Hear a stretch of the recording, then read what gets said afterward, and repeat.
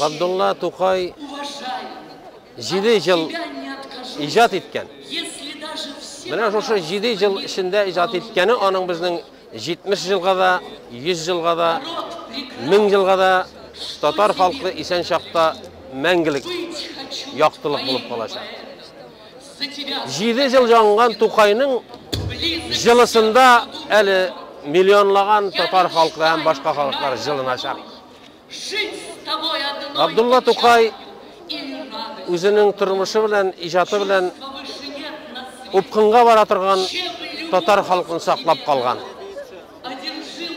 Һәм ажғырып ұпқынға келе тұрған үйіріні халықны туқтатыр үшін зәғиф гәудәсі білән қаршы тұрған һәм шында имгәнген. Габдулла Тукай татар халқын құтқарып қарушы предохранитель. Көчлі миллионлаған киловатт ике яқтан милләтшілік білән шовинизмның күчлі күшенішінің арасында милләтні сақлар үшін жанып ғарипленген кіші. Менә кім ол? Менің үшін.